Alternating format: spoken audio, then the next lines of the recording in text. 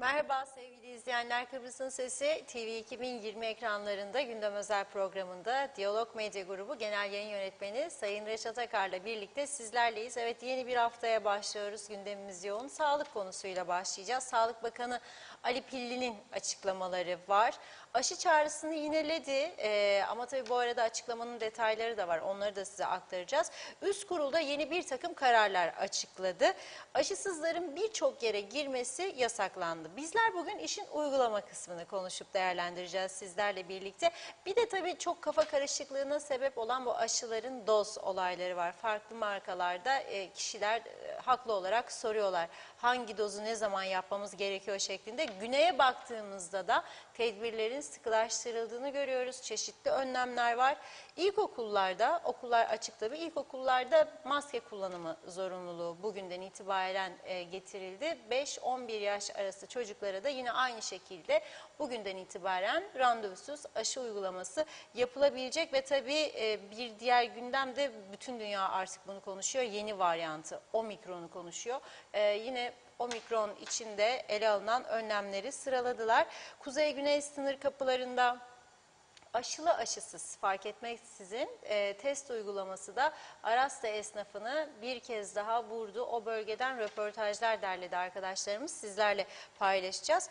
Bir de tabii bizim seçim gündemimiz var. Yüksek Seçim Kurulu hangi bölgeden kaç vekil olacağını, seçim yasaklarıyla ilgili duyurularını yaptı. Partiler de adaylarını belirlemeye başladılar. Detaylarıyla konuşacağız. Son olarak da hız kesmeden devam eden uyuşturucu trafiği adada maalesef. Yine bu konuyla da ilgili polisimizin yapmış olduğu operasyonlar var. Sizlere aktaracağız. Her zaman olduğu gibi hepsi ve daha fazlası olacak programımızda. Sizlerin de yorumlarıyla, sorularıyla programımıza başlıyoruz. Sayın Akar, merhaba. Merhabalar Funda Hanım. Herkese hayırlı haftalar dileyerek başlayalım. Evet, yeni bir haftaya girdik ve yeni bir haftanın ilk gününde dövizdeki yükselişte yine kara kara düşünüyoruz tabii ne olacak diye. Çünkü fiyatlar, dövizde yükseliş oldukça fiyatlarda otomatikman artış gösteriyor. Şu anda biz programımıza başlarken dolar kuru 12.71, Euro 14.31, İsterlin kuru ise 17 civarındaydı. Öğleye doğru %3, 3,5 hatta 4'e yaklaşan oranda Türk parasının değer kaybı vardı. Sonra birisi bir tokat vuruyor, düşüyor. %2, 2,5'a geliyor. Sonra tekrar birisi alttan bir tokat vuruyor, tekrar yükseliyor. Bu durumda ne oluyor? Fiyatlar sürekli değiştiriliyor. Yani İthalatçılar şaşkın, satıcılar şaşkın. Bakkal diyor ki mesela ben bu yağı yarın kaça alacağım diyor. Şimdi bu yağı ben 75 lira satıyorum ama yarın ben bunu 90'a mı 100'e mi 110'a mı alacağım acaba diyor. Dolayısıyla ya satmıyor ya da yükseltiyor fiyatını kendini garantiye almak için. Böyle istikrarsız bir durumdan geçiyoruz. İçen sarhoş, içmeyen sarhoş. Öyle bir duruma geldi memleket. Nitekim bugün ünlü meyhanecilerimizden bizim meyhane sahibi Emir Ali Tatlıdil çok hoşuma giden bir paylaşım yapmış. Diyor ki black diyor, bilek derler ya, bazıları bilekleri bazıları black der. 75'lik diyor bugünden itibaren 327 lira bize maliyeti diyor. Pe diyor. Kim içecek? Ama bazı arkadaşlar o hala bu krize rağmen görüyorum. Sosyal medyada 2 tane bilek koyuyor. 2 kişi 2 tane gösteriyor. Biri boş şişe, biri yarıya gelmiş. Yani biz 2 kişi 2 bilek tüketiyoruz. 2 bilek tüketirsen meyhaneciye bu 327 liraya mal olduysa sana kaça verecek bunu? 400'den verirse 2 tane 800, yemek hariç, mezeler hariç. Neyse, esas derdimiz zaten mutfağa giren malzemedir. Nedir malzeme? Yağıdır, şekeridir, pirincidir, bulgurudur, mercimeğidir, fasulyesidir. Bunlar gerçekten evin ana giderleri, deterjanlarıdır ve her şeye sürekli zam geliyor. Kağıt değil mi kağıt? Bu elimizde gördüğünüz kağıt. 5 topu arkadaşlar anlatıyor bugün bana. 250-275'ten demiş ki toptancı 620 oldu ha demiş. Double. 2 katın daha üstünden. Nasıl çıkacağız bu işin içinden arkadaş? Yani durum gerçekten vahim ötesi. Bu dövizin durumu vahim ötesi. İnsanlar gerçekten, aman bazıları der ki işte o büyükler, ithalatçılar kendini kontrol altına alıyor, kendilerini garanti alıyorlar, çok zam yapıyorlar falan, doğrudur. Ama zaten öyle bir durum ki fiyatlar bir anda yükseliyor, düşüyor işte dövizde. Ona göre herkes bir panik havasına girmiş durumda. Batmamak, iflas etmemek için onlar kendilerine göre tedbir alıyor. Ama esas acıyı çeken vatandaş oluyor. Özellikle dar ve sabit gelirli vatandaşlarımız gerçekten çok ciddi sıkıntılar yaşıyor. Bakalım ne olacak? Hep birlikte izleyip göreceğiz. Tabii Türkiye'de durmayınca bu durumlar bizde de durmayacak. Öyle bir görüntü var. Aşı diyoruz başından beri. Ve KKTC'yi yönettiğini iddia edenler, bakın tekrar söylüyorum, yönettiğini iddia edenler, başından beri, son 2 yıldır bu korona çıktığından beri ne aşı konusunu ciddiye aldılar ne de kuralları. Aşı konusunu ciddiye almadıklarının kanıtı nedir? Hala bugün oldu, okullarda ve resmi dairelerde aşısız görevli alınmayacağını, yani aşılanmanın mecburi olduğu kuralını getirmediler. Niçin dersiniz acaba?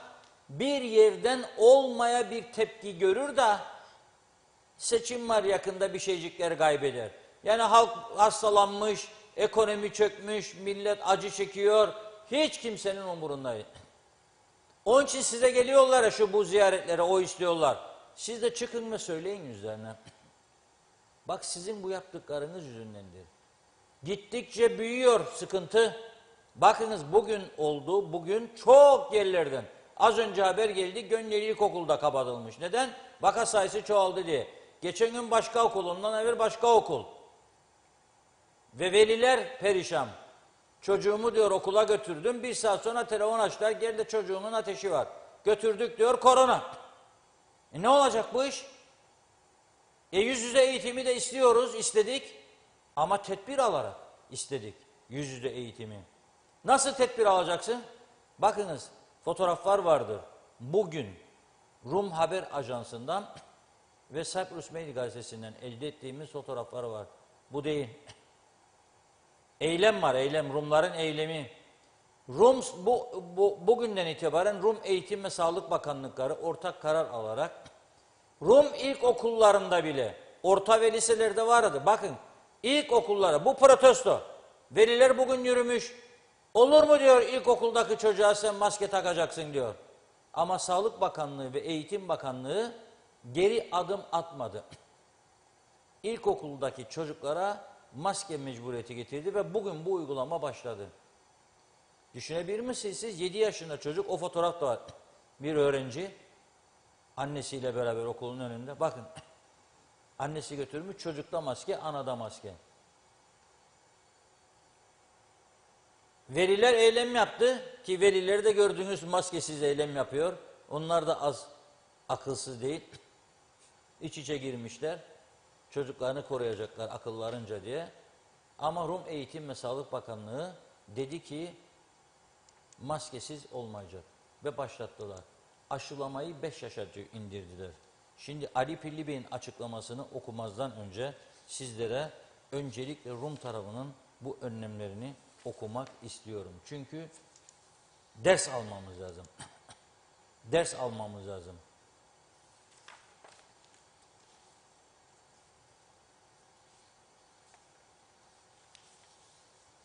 Şöyle diyor Rum Sağlık Bakanı Mihalis Hacıpantelas, müsteşarı ve ilgili birim müdürleriyle birlikte bir durum değerlendirmesi yapmış. Bu bugünkü taze haber. Bugün yani. Daha Rum gazetelerinde yarın çıkacak bu haber. Şu anda ajans haberini aktarıyorum sizlere. Bu Omikron varyantı çıktı ya, Bütün dünya telaş içinde. İngiltere, Fransa, Almanya, birçok ülke önlem üstüne önlem. 7 Afrika ülkesine kapattılar kapıları. Türk Hava Yolları da durdurdu uçuşu. Oradaki Türk vatandaşlarını alıp geldiler ve durdurdu. Biz tabii böyle şeylerle ilgilenmeyiz. Omikron ne bilmem ne. Zafer seçim var. Şimdi köy gezileri. Zafer beraber yürüyecek arkadaşlar. Tamamı çak. Köylü de ne yapsın? Gittiklerinde o çaktır, o da çaktır. Şimdi diyor ki Rum Sağlık Bakanı, iyi dinleyelim burasını. 3. doz aşı diyor artık Hacı Pandelas şart oldu diyor. Şart. 3. doz aşı. Bırakın bizde hala 1. dozu olmamış öğretmen, idari personel ve devlet memuru var ve onlar işine devam ediyor. Bırakın bunları. Onlar tüm vatandaşlara 3. doz aşı şart oldu diyor. Ve iddialı konuşuyor. %100 olmasa bile diyor, %70 ile 80 arasında aşı koronaya karşı koruyucudur diyor. Koruyucudur diyor. %70 ile 80 civarında koruyucudur diyor. Şimdi bunu gördükten sonra biz ne yapıyoruz? Biz de diyoruz ki Sayın Sağlık Bakanımız Ali Pilli tüm halkımızı diyor aşı olmaya davet ediyorum. Lütfen aşı olalım. Önce sen mecbur etmeliydin, hala da etmediniz az önce söylediğim kesimleri. Eğer öğretmen aşısızsa, ben çocuğumu okula götürüyorsam ve bana koronalı getiriyorsan, birinci suçlu sensin. Birinci suçlu sensin. Çünkü zaten bu ülkede hiçbir koruma yoktur. Hiç alınan önlemlerin takibi de yoktur. Denetimi de yoktur. Herkes istediğini yapıyor, senin önlemlerin, açıklamaların orada kağıt üstünde kalır. Eğer sen ciddi iseydin sen devlet olarak KKTC devleti, ne dedim, yönettiğini iddia edenler dedim. Bana göre yönetilmiyor bu ülke veya çok kötü yönetiliyor. Yani iyi yönetilmek, iyi bıraktım, fena değil de demiyorum. Kötü yönetiliyor bu ülke ve bilinçli bir şekilde kötü yönetiliyor. 3-5 tane oy uğruna, 3-5 kişinin çıkarı uğruna, partisel çıkarlar, kişisel çıkarlar, ne diyeyim yani, milletvekili bakan olsunlar diye yiyorlar canlarını. Ne varsa bunun arkasında.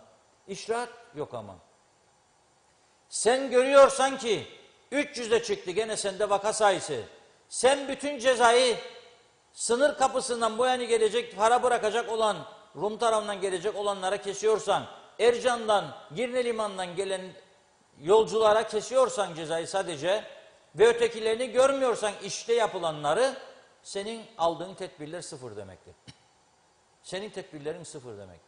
Sadece çağrı. Kime ulaşıyor sesi? Kime ulaşıyor? Diyor ki 3. doz aşı olunuz diyor. Sayın Bakan.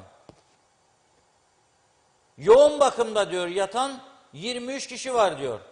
15'i diyor bunların 2 doz aşı oldu. Bunlar diyor 3. doz ve yaptırmayan ve 3 ayını geçiren kişilerdir diyor.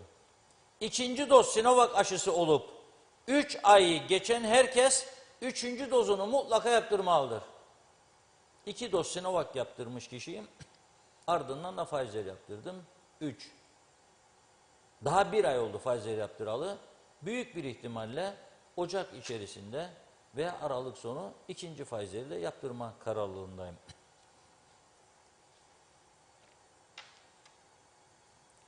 Üçüncü dozlarını henüz yaptırmayan herkes diyor Sağlık Bakanı, sağlık merkezlerimize başvurarak mutlaka 3. hatırlatma dozlarını yaptırması gerekir diyor. Elimizde bol miktarda aşı vardır diyor. Herkes bunu yapsın. Ve diyor, en başta diyor, koronaya karşı korumak için aşı ve kurallara uyulmalıdır diyor. Aşının yanında maske, sosyal mesafe ve hijyen kurallarına mutlaka uyulmalıdır diyor. Şimdi 2 fotoğraf gelecek ekrana bakınız. Cumartesi günü bu. 2 gün önce. Ulusal Birlik Partisi Genel Başkanı ve Başbakan Faiz Sucuoğlu Bey'in ekibiyle birlikte bölge ziyaretleri ve Cumhuriyetçi Türk Partisi Genel Başkanı Tufan Erhürman'ın bölge ziyaretleri.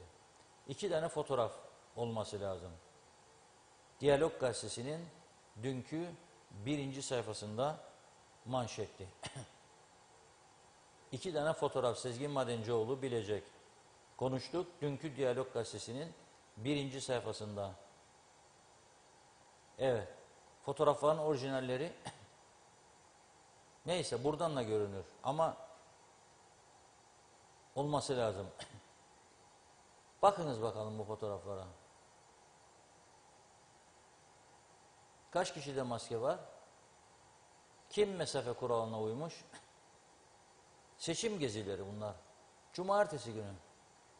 Bakan diyor ki maskenizi takın diyor. Sosyal mesafe kurallarına uyunuz diyor. Hani nerede? Hani nerede? Aradaki farkı söylüyorum size. Hani nerede?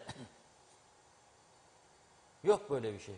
Sen bunu yapmazsan, sen buna uymazsan, bara giden gençler maskemi takar. İç içe. Sen bunu yapmazsan, alışveriş merkezinin sahipleri oraya gidenden mesafe kuralı mı uygular? Maskemi sorar, maskesiz gördüğünde ceza mı keser? Ada pas yoksa onu koymazdan mı gelir? Hiç kimse uymaz. Hiç kimse, bunları gören hiç kimse o kurallara uymaz. O adamlara bak der. Ama bunun sonucu ne olur? Ben uyulsun diyorum burada, uyulmasın demiyorum. Bunun sonucu korona patlıyor. Ve gene bakın yazın buraya çok yakındır okullar kapanacak tümü. Bakın bir kapanıyor. Lab'da kapandı. 4 sınıf. Cuma günü buradan okudum. Başka kapanan okullar var. Sınıflar var. Şimdi Göngeri İlkokulu. Yarın başka okul. 3 tane, 4 tane, 5 tane. Arka arkaya. Hala da ne ilgili sendikalardan, ne Eğitim Bakanlığı'ndan, ne Sağlık Bakanlığı'ndan tüm eğitimciler, okullarda görevliler aşılanmalıdır diye bir açıklama duymadım. Aşılanmayanlar okula alınmayacaktır diye bir karar duymadım. Aşılanmayanlar devlet dairesindeki görevlerine gidemeyecekler duymadım. Amerika yaptı, Avrupalılar yaptı. Bizimkiler yapmıyor. Dünyanın en süper gücü burada. Dünyanın en süper gücü burada. Bizimkiler yapmıyor. Gerek duymuyor ona bizimkiler. Çünkü niçin? Seçim var. 23 Ocak seçimleri var. Siz 23 Ocak'ta böyle giderse bu vakalar acaba seçim yapabilecek misiniz? Ben endişeliyim. Endişeliyim. Ve ne olacak? Gene çocuklar şimdi yüz yüze eğitimden koparılacaklar. Anneler evde perişan, babalar evde bakıcı yok. Anneler babalar işte, çocuklar kime kalacak? Nasıl eğitim görecekler? Ne işte meşgul olacaklar evde oturdukları sürece gece gündüz? Sizin yüzünüzden işte. Tamamen sizin yüzünüzden, ciddiyetsizliğinizden. Ve okudum size programın başında. Bakın.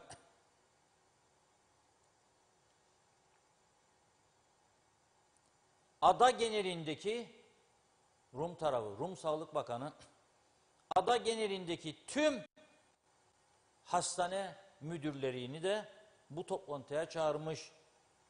Omikron'a karşı. Omikron vakasına karşı. Ötekini daha önce çok çağırdı. Ne yapılabilir, ne tür önlemler alınabilir onların üzerinde durmuşlar.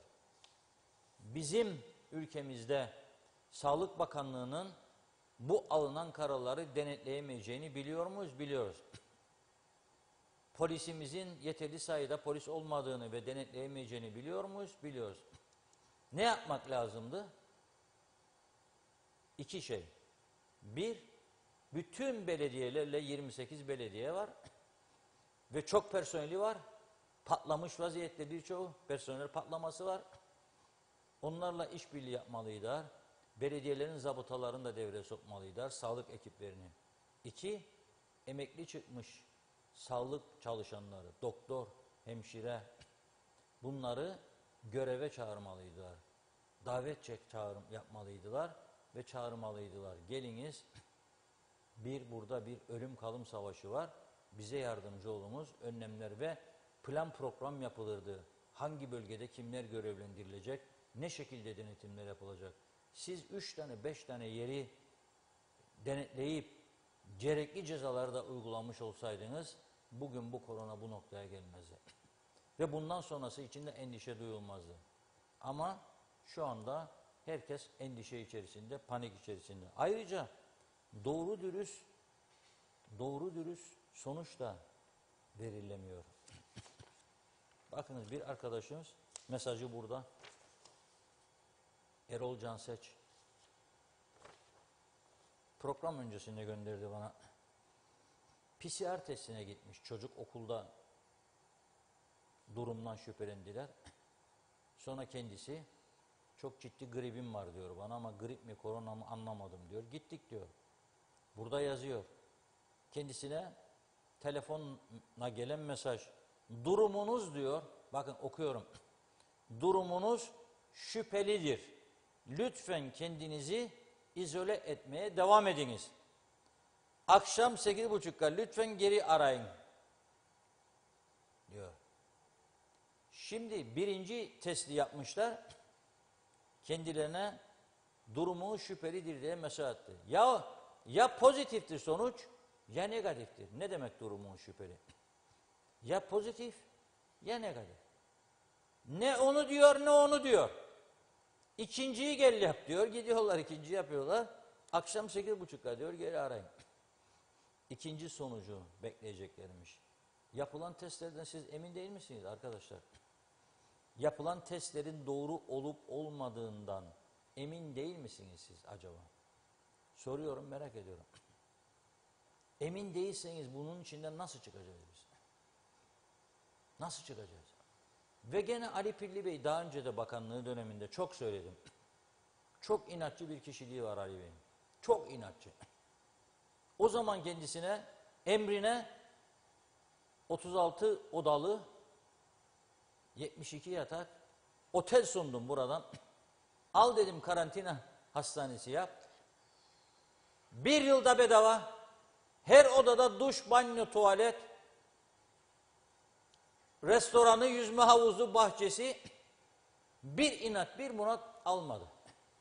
Kabul etmedi. Yedirmedi şerefine, KKTC devletinin şan ve şöhretine oy kaçır mı? Fuar alanı yolladık, ekip çekim yaptırdık, gösterdik odaları bomboş. Her odada klimalar, her şey var. Olmaz dedi, yapamayız dedi. Niçin? Hastane yeter dedi. Sonra gitti Türkiye'ye başkaları. Cumhurbaşkanı telefon açtı. Sayın Erdoğan'a dedi, hastalıktan kırılıyor memleket, yatıracak yatak yok Cumhurbaşkanım dedi. Ne olur imdadımıza yetiş dedi. Cumhurbaşkanı da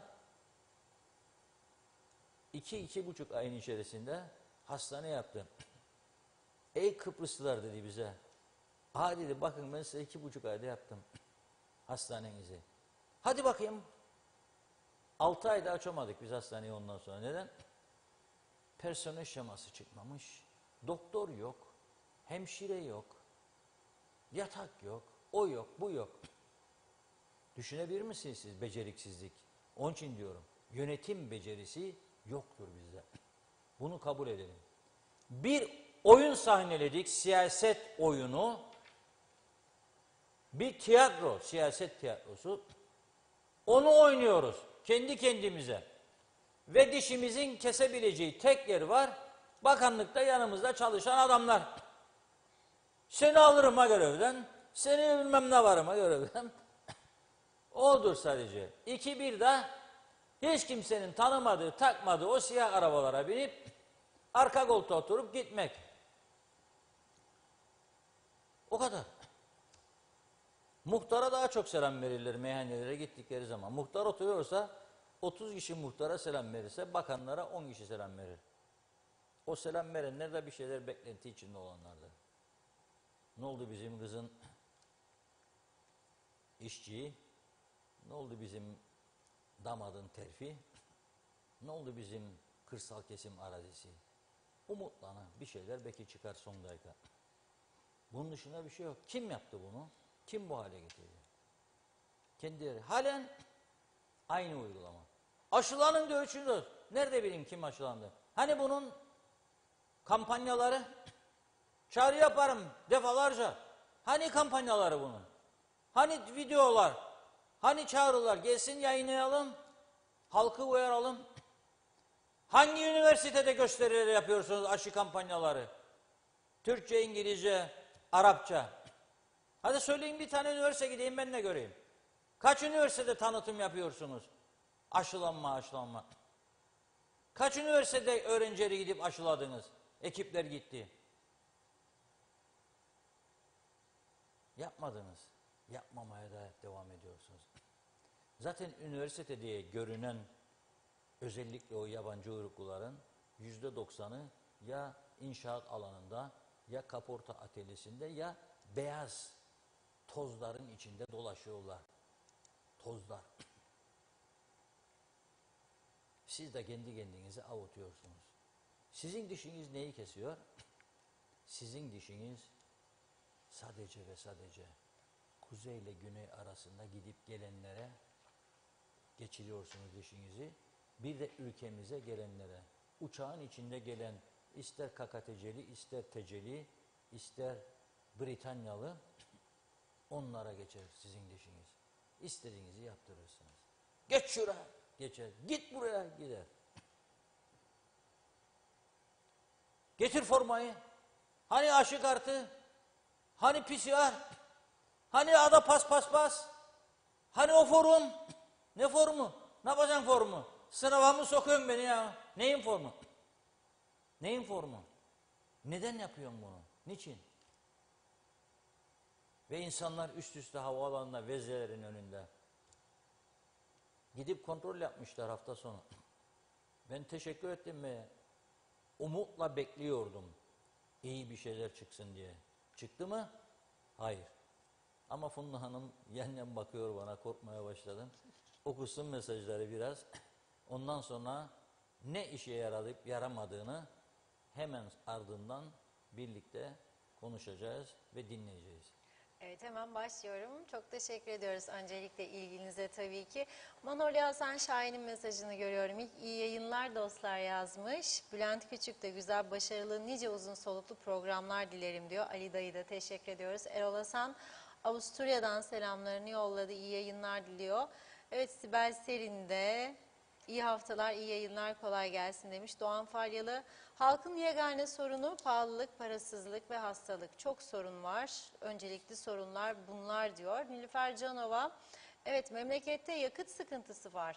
Rafinerilerde mazot yok. Rum tarafından akın akın gelen insanlar benzinci geziyor demiş. Mehmet İnancı da hoş vakitler değerli dostlarım. Hayırlı yayınlar, koronasız günlere. Belgin Rıfat, İngiltere'den bile Türk lirasının düşüşü konusunda uzmanlar uyarıyor. Türkiye'yi bu gidişle çok büyük döviz krizleri yaşayacağı ve yalnız Türkiye değil onlarla iş yapan, ticaret yapan kesim de etkilenecek. Bilmiyorum, batmak mı istiyorlar yoksa bizi batırmak mı anlamıyorum. Hiç kimse uyarmıyor mu Sayın Erdoğan'a demiş. Yani düşmanın yapamadığını kendi eliyle yapıyor resmen yazdı. Sayar Aker, selam Kıbrıs'ın yangınını söndürmek için uğraşan fedakar insanlarımız. Sema Akbernican, iyi yayınlar sevgili Funda ve Reşat Bey. Durum öyle gözüküyor ki siyasiler halkı hastalandırıyorlar demiş. Belgin Rıfat, akşam bir İngiliz gazetesinde okudum. Finance Times dergisi sanırım. Yalan olmasın demiş, orada okudum diyor. Fatih Kaplan, selamlar, başarılar dilerim yazdı. Teşekkür ediyoruz. Kozoğlu Serhat, yarın ödeme ve bankaya 720 sterlin ödemem gerekiyor. Maaşımdan fazla, maalesef bankalara döviz borcu olanlara sabitleme yapılmadığından yarın göreceksiniz demiş. Herkes parasız kalacak maalesef. Ne geçimi ne aşıyı dikkate almıyorlar. Hükümetin de muhalefetin de tek dertleri seçim, koltuk. Bilmiyorlar, halk seçimle değil geçimle uğraşır, sandıkta bulamayacaklar demiş. Mahmut Bektaş da zevkle izliyoruz demiş. Sesle ilgili probleme değindi. Ecevit Aksu, Reşat Bey bugünden itibaren babalık hakkımı kullanarak ben 2 çocuğumu da okula göndermiyorum demiş. Eksik olsun bunların eğitimi ama unutmayın ki çocuklarımızın da bir eğitim hakkı var. Her ne kadar bizim haklarımız olsa da. Merve Özbayrak, polislik münhalinde yaptıkları adaletsizlik, haksızlıktan da söz edelim diyor. Seher Altunterim, askerlik ertelemek suç mudur? Kardeşim üniversitede okurken askerliğini geç erteledi. Maddi imkanlardan dolayı okula demiş. Zamanında para ödeyemedi. Bu yüzden öğrenci belgesini erken alıp ertelemesini zamanında yapamadı. Yazılıdan birinci geldi ve mülakatta 19 puan verdiler. Bir de üstüne 15 puanı kestiler. Gençlerimizin onurunu düşünmeden hareket edildi ve kimse buna kulak vermedi diyor. Evet, Ertan Yaman, bugün Suat Günsel Girne Hastanesi'ne Adapas'la 3. doz aşı için gittim. Bana aşı kartın yoksa aşı yapamayız dediler ve geri gönderdiler, yapmadılar diyor. Zeka Üçer, iyi akşamlar, iyi yayınlar. Yakında İngiltere'de kapanmayı düşünüyor. Vakalar çoğalıyor, selamlar demiş. Mehmet İnancı, Reşat Bey Allah kolaylık versin. Rantçılık, yandaşçılık, rozetçilik bunları sanki ülkenin kaderiymiş gibi halka aşıladılar. Gariban da sürünsün felsefesiyle yürüyorlar yazdı. Sayar Aker, ekmek bile bulamaz hale gelen bu halk maskeyi ne eylesin? Dünyadan bıkmışa benziyorlar diyor.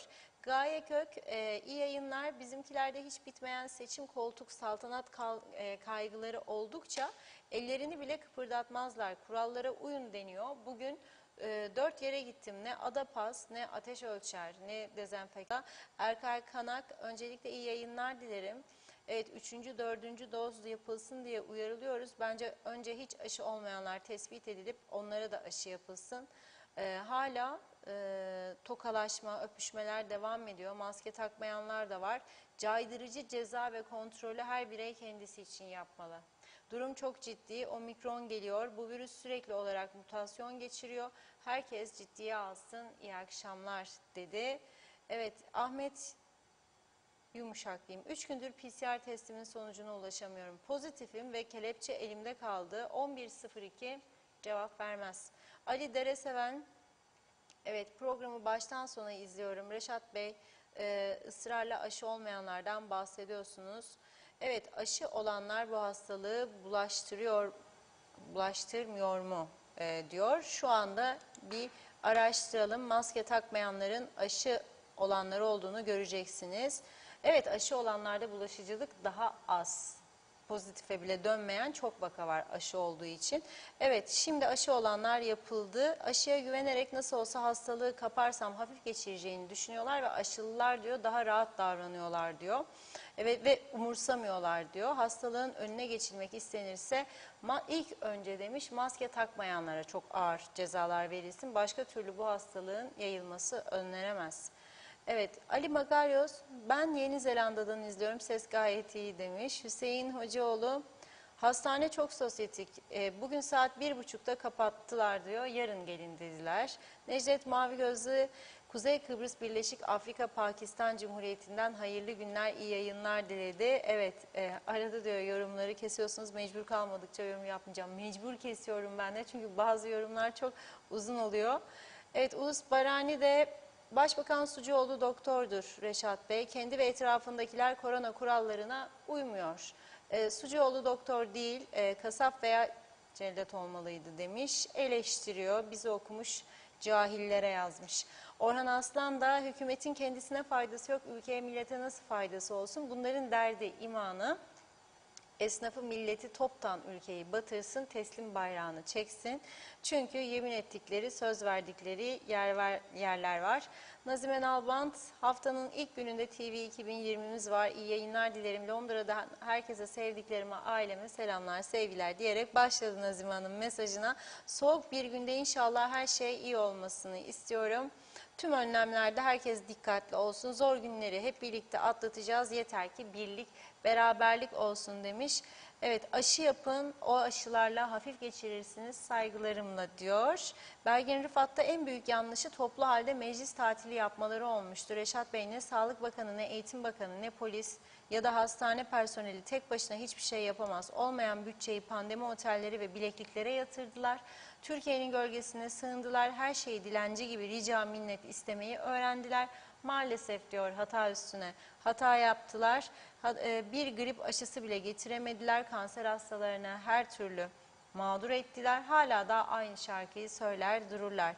Mustafa Özcan, kendini ifade bile edemeyen Sağlık Bakanlığı'ndan aşı kampanyası ve denetim bekliyoruz demiş. Sevgili Yılmaz, 23 Kasım'da akşam Türkiye'ye geldim. 24 Kasım akşamı dönüş yapacaktım Kuzey Kıbrıs'a. Testim maalesef pozitif çıktı. Şu anda izole 6. günüm. En kısa zamanda nasıl dönebilirim Kuzey Kıbrıs'a? Saygılar demiş. Çok geçmiş olsun öncelikle. Zehra Sencer de iyi yayınlar diliyor. Karpaz'dan sevgilerini yolladı. Sizleri severek izliyoruz. Bilgi ve memleketin haberlerini doğru adresten alıyoruz. Teşekkür ediyoruz. Sayar Aker, Noel gelmeden demiş, sınırları Güneylilere açalım. Onlar kuzey ucuzlamışken bol satış yapıp para toplarız diyor. Birkaç mesaj okuyup ara vereyim izninizle. Kamil Özalay da iyi yayınlar demiş. Çok teşekkür ediyorum. Sizden alıyorum o enerjiyi. Soğuk Almanya'dan selamlar diledi. Tema Yavaş da Londra'dan selamlarını yolluyor bize. Evet Reşat Bey, diline sağlık. Çok güzel yayın yapıyorsunuz. Aşı disiplini en iyi İngiltere'de Reşat Bey diyor. Bülent Küçük de bu halka, bu topluma yapılan kötülüklerin haddi hesabı yoktur. Ancak bunların bir takım sebepleri ve sonuçları bulunmaktadır. Bu halk demiş, duyarsız, ruhsuz, duygusuz, tepkisiz ve mesnetsizdir diyor. Toplumun en iyi bildiği konular şikayet etmek, bağırıp çağırmak, bolca miskinlik yapmak. Topluluğun üzerinde büyük gri bir örtü, tül perdesi var. Artık üzerimizdeki ölü toprağını yok etmeli. Kendimize gelmeliyiz, yoksa iş işten geçtikten sonra ülke ve insanlık adına da demiş, tarihin tozlu sayfalarında adımız dahi anılmayacaktır diyor. Evet, Erdinç Ela Gözde selam demiş. Sağlık perisi Ali Pilli geri gelmiştir. Korona ya gidecek ya gidecek diyor.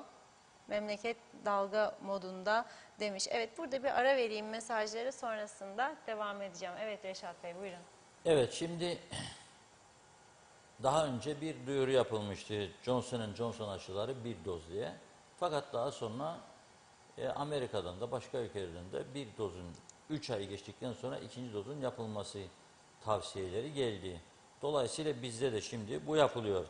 Şimdi özellikle Sinovac aşısı olanların, ki ben de onu olmuştum ilk, 2 doz yaptırdığınız zaman 3 ay geçtikten sonra ikinci dozdan tesirinin azaldığı ve kaybolduğu şeklinde açıklamalar geldi ve bunun arkasından BioNTech, Pfizer olmaları tavsiye edildi insanlara. Biz de buna uyduk. Herkesin de uymasında fayda vardır diye düşünüyorum. Ama 2 doz Pfizer olanlar da 3. dozunu yaptırdıkları zaman bağışıklık sistemleri bir o kadar da yükseliyor ve koronaya karşı dirençleri artıyor diyor bütün sağlık uzmanları.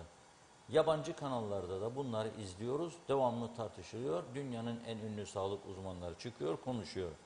Bu gerçekler ortada iken bizim burada hala da aşı olmak istemeyen belirli bir kesimin etkisinde kalmamız doğru bir davranış biçimi değildir. Bir defa bunu yaptıkça kapanmaya doğru gidişattan sevinen ve zevk alanlar olsa da onlara da söylüyorum ki bu kadar zaman buldu verdi ama bulamayacak ve veremeyecek. Çünkü ana da ekonomik açıdan sıkıntıdadır. Ananın da ciddi sorunları vardır. Anada da ciddi fakirleşmeler vardır. Anada da ciddi pahalılık vardır. Ateş pahası oldu her yer. İnsanlar geçinmekte zorlanıyor ve bunu her gün her kanalda görmesek de bazı kanallarda görüyoruz. Yakınlarımızdan duyuyoruz. Bildiğiniz gibi değil diyorlar. Böyle dönemlerde 15-20 liraya satılan hamsi 35-40 lira. İnsanlar nasıl geçinecek? Çok ciddi bir durum var. Tavuk kanadını alıp 1 kilo 46 Türk lirasına bir ay ara ara idare eden insanlar var. Et alamayan, balık tüketemeyen çok insan var. Bizde de durum ona doğru gidiyor. Evet, belirli bir zümreyi hala sağda solda görebilirsiniz. harcama yapabilir ama azınlıkta olan bir kesimdir. Orta direk kalmadı. Orta direk gittikçe fakirleşiyor. Ciddi bir sıkıntı var. Bununla baş edebilmek için önce sağlıklı bir toplum yaratmak lazım. İkincisi de ekonomiyi canlı tutmak lazım. Bizim gibi bir ülkenin ekonomisi ağırlıklı olarak turizme, iki de eğitime bağlı. Eğer aileler burada sağlıksız bir durum olduğunu duyarlarsa çocukların çektiklerinde eğitim zarar görür. Eğer buraya gelecek insanlar, gelmek isteyen insanlara siz havaalanında işkence yaptırırsanız o insanlar buraya gelmez, turizme çöker. Turizmin çökmesi sadece otellerin zarar etmesi anlamında yorumlanmamalıdır. Bazı kesimler düşman olabilir, otel istemeyebilir. Ne gerek var bizim ülkemizde? Taş toprakla uğraş o zaman sen git. Deniz kenarına çakılı at, denize at, ıslesi gidermiş olursun. Güney'e bakalım. Ne dev yatırımlar vardır ve devam ediyor, arkası geliyor. Arap dünyasını çekmeye çalışıyorlar. Çok büyük yatırımlar var. Ve biz mecburuz turizmi ileriye götürelim. Ne yapıyor Güney Kıbrıs?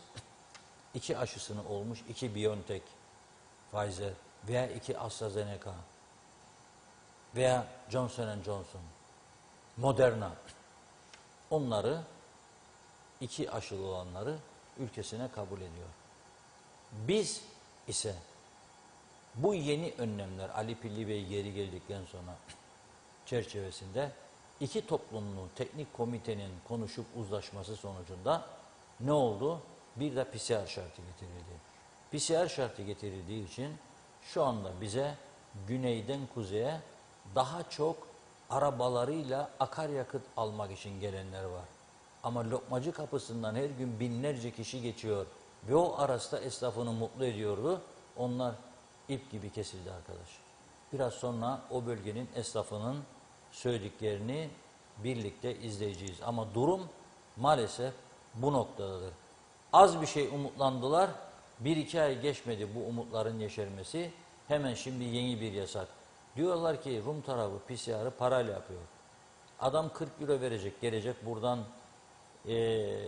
10 euroya veya 5 euroya tişört alacak gidecek. 40 euro PCR verecek, yapmaz bunu. Dediğim gibi gelenler daha çok aracıyla geçenlerdir. Akaryakıt dolduruyor, 3-4 paket sigara koyuyor cebine. Bakkaldan daha ucuz olan Güney'e göre bir şey alıyor, gidiyor. O hesabını ona göre yapmıştır. Ama bizim durumumuzda olan bir ülkenin başka ülkelerin yaptığının benzerini yapmamız en doğal olandı. Yani en azından Güney'in yaptığını çift aşıyla kabul ediyorsa biz de çift aşıyla kabul etmemiz lazımdı. Neyse esas durum daha da beteri Ercan Havaalanı. Ercan Havaalanı korkunç.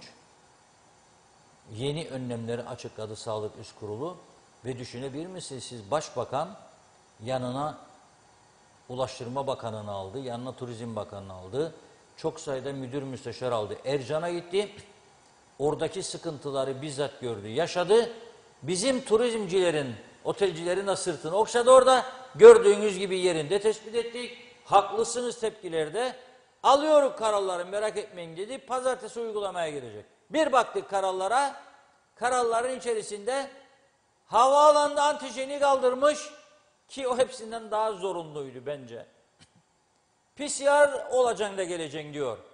Yani çift aşı PCR olacaksın da geleceksin diyor. Adam diyor ben orada diyor 200 lira öderim PCR için. Yani Kıbrıs'a geleceğim diye 200 lira. Bizde 90 lira antijen olurdu. Onu da kaldırdı. PCR olmayan uçağa alınmayacak dedi Başbakan. Zaten dünyada en fazla kural değişikliği yapan bir ülke varsa sürekli havayolu şirketlerine bildiri yollayan o da burasıdır. Kuzey Kıbrıs.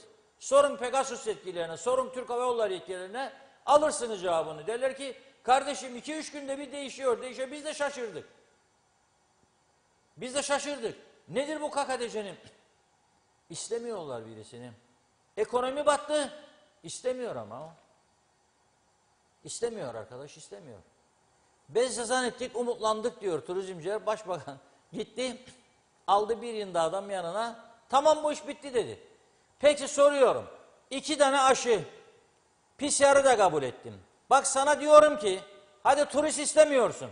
Ama benim yakınlarıma engel olma gelsin ya bu ülkeye. Öz ve öz Kıbrıslı. Son zamanını burada geçirmek isteyen insanlara niye engel oluyorsun? Ya dolduramam der, ben anlamam o bilgisayardan Adapas. Bul birini diyor. İngiltere sanki mahalle komşusu Lefkoşa sokağı gibi. Yanında komşu var da gel bak da evlatçığım bana bir Adapas yaptır. Kıbrıs'ın paspasla gidebileyim. O da yetmedi. Bir de forum istiyormuş ayrıca. Ne manası var bu forumun? Hayır bana çıksın desin ki bu karı vardır özür dileyeceğim. Nedir bu forum? Sorduğun sorularla koronaya önlem mi alıyorsun yani anlamadım. Ya gene bilgisayara internete girecek, alabilirse alacak o formu, dolduracak, çıktısını alacak ve gelecek sana getirecek. İnsanlar dosyayla gelmeye başladı buraya. Niçin gelsin? Niye yapıyorsun bunu? Niye yapıyorsun? Onun için diyorum size, geldikleri zaman sizden oy istemeye konuşun siz de artık. Yahut da şikayet etmeyin bana. Yüzlerce telefon alıyorum her gün. Gene ürünler elde kaldı satamıyoruz. Gene öyle olduk, gene böyle olduk. Köylü mahvoldu, çiftçi mahvoldu. Tamam arkadaşlar. Siz de biraz vatandaşlık görevinizi yapınız. Ve genellikle gelenlerin çoğu da böyle yazıyor bana. Ama lütfen adımdan bahsetme. Hala da 50 senedir aynı korkuyla yaşıyor. Ne bahsetmeyeyim? Ne olacak bahsedersem? İdam mı olacaklar seni? Ben bahsedeyim, ben kötü adam oldum zaten. Onların yanında. Siz de korkuyorsunuz. Nedir korkumuz nedir ya?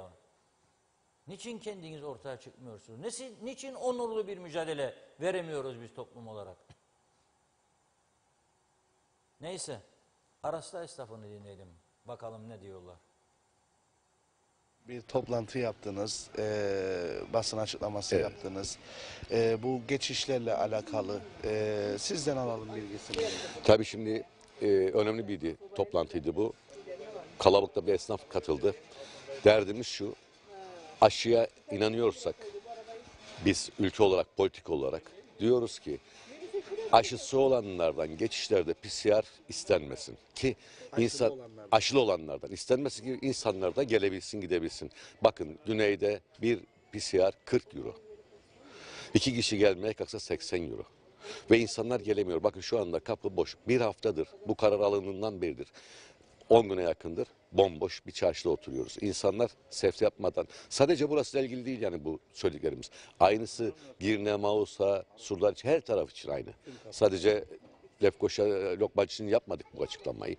Diyoruz ki lütfen hükümet Sayın Ali Pilli bir karar alsın ve aşılı olanlardan PCR istemeden geçişini sağlasınlar. Bunun yanında önerimiz de var kendisine. Bakın burada bir antijen bölümü yok, yeri yok. Biz esnaflar olarak dükkanlarımıza yer verelim önümüzde kendi nerede istiyorlarsa. O imkanı sağlayalım. Burada PCR ve aşıla yapabiliriz. 10 gündür doğru düzgün siftah yapmıyoruz. Ve mal geldi. Bak kargoda şu anda pazartesi çekeceğiz. Şu anda umutsuzum. Hiçbir şey yok. Boşu boşuna elektrik yakıyoruz. Boşu boşuna geliyoruz buraya. Yazık. Yani bu Ali Pilli'nin bize yapmak istediğini bize de söylesin. Gelsin burada açıklasın. Halkı aydınlatsın aynı zamanda. Onu bekleriz. Yani dediğimiz gibi yani burada bir antijen yeri yapsın. Biz koyalım dükkanımızın önüne onu da şu anda zaten öngörüyoruz. En azından bir insanlar gidip gelsin. Oradan gelen bir de turistlerimiz vardı bizim. Daha önce yani kafile olarak geliyor. Bunlardan da antijen orada yaptırma adamlar gelmek istemiyor çoğu. Çoğu yani 10 euroluk bir mal alacak 20 euroluk adamlar 40 euro sadece PCR yaptırıyor. Bunu nasıl yaptırıp gelsin? Yani bu defa bilmiyorum bir çare bulunması lazım hükümetin bizim. Aşılardan en azından. Aşılardan en azından istenmemesi lazım. Bana destek çıkamayacaksan, yardımcı olamayacaksan düzgün bir şekilde geleceksin, göreceksin, bu insanların derdini dinleyeceksin. Ona göre fikir, çare üreteceksin. Yok da orada toplanacağım 5 kişi, 10 kişi, canım sıkıldı, geldim hükümete, hoş geldin, sefa getirdin. İcraat, bak testislerim, kapıları kapat. Geldin sordun mu acaba bu esnafa? Dedin mi ya arkadaşlar biz böyle bir karar düşünüyoruz, ne diyorsunuz? Hiç kimse yok bunu düşünen. Kimse yanlış anlamasın. Sayın Başbakanıma da buradan sesleniyorum. Yaklaşık 4-5 ay evvel kapalı durumdayken bu ortalık hepsi benim sigortaya geriye dönük bir borcum vardır. Kapısını çaldık Sayın Başbakan'ın. Kendisi o zamanlar İçişleri'nde söyleyeyim benimle beraber. Bakandı, özür dilerim, çok özür dilerim. Çalışma Bakanıydı, çok özür dilerim, Çalışma Bakanıydı. Kapısını çaldık, dedik ki başbakanım 3 çocuk sahibi insanım. Bugüne kadar ne vergi borcum vardır, ne bir geriye dönük bir şeyler borcum vardır. Kapısını çaldık, dedik ki efendim biz de bu destekten faydalanmak istedik. 3 tane çocuğumuz vardır, Kızılaylara dayandık, belediyelerden yardım aldık. İşler düştü. Ne yapalım? Oturalım evimizde. İsterseler. Tabii ben siyasetiyle alakalı hiçbir şey konuşmuyorum. Sevmem de zaten. Konuşayım da sevmem. Ama nedir? Esnafı da düşünmeleri lazım. Çünkü döviz gelirse memlekete herkes kalkınır. Ben öyle biliyorum. Yani eğer zaten döviz gelmezse hiçbiri kalkınmaz. Esnaf da kalkınmaz. En iyisi biz kapılarımızı kapatalım. Dükkanlarımızın kapılarını kapatalım. Biz de bekleyelim. Hükümet bizi ödesin. Nasıl memurlarını öder, bizi de ödesin. Beklentiniz nedir bu kapılardaki uygulamayla ilgili? Aşılı olanlardan bence PCR veya antijen istenmemesi lazım. Çünkü gerçekten yani ciddi bir sorundur bu. Bu ciddi sorunu yani düşünmeleri gerekir. Biraz esnafı da düşünmeleri lazım. Çünkü esnaf bazıları konuşur, bazıları kendi aramızda konuşuruz. Ve kendi aramızda konuştuğumuz arkadaşlar herkes aynı konudan şikayetçi. Bir kararla %80 azaldı. Gerçekten sıkıntımız büyük. Banka kredilerinin ötelemesi, çeklerimiz vardı, kira borçlarımızı yavaş yavaş ödemeye başlarken bu kararla tekrardan büyük bir darbe yedik. Talebimiz yetkililerden şu, çift aşılı insanlara en azından PCR'siz girişin sağlanması. Eğer çok zorunlu olacaksa bizim Türk tarafının antijenin cüzi bir rakamla kendimizin yapması, turizmi buraya teşvik edilmesi. Yani yetkililerden istediğimiz bu. Keşke bu kararlar alınmadan evvel gerekli sağlık birimleri, gerekli otoritenin çarşının da nabzını, kapı esnafının, yatırımcıların da nabzını ölçmesinde fayda var. Eğer böyle bir karar arıyorsan bu insanlara ekonomik katma değer sağlamak zorundasın, ekonomik destek vermek zorundasın. Ekonomik destek vermeyeceksin ve sonra da ani bir kararla bunları çıkartacaksın ve çarşının şu anki gördüğünüz kalabalığın sadece gezici olan Türkiye'den gelmiş öğrenci ailenin gezdiği şeyler. Yani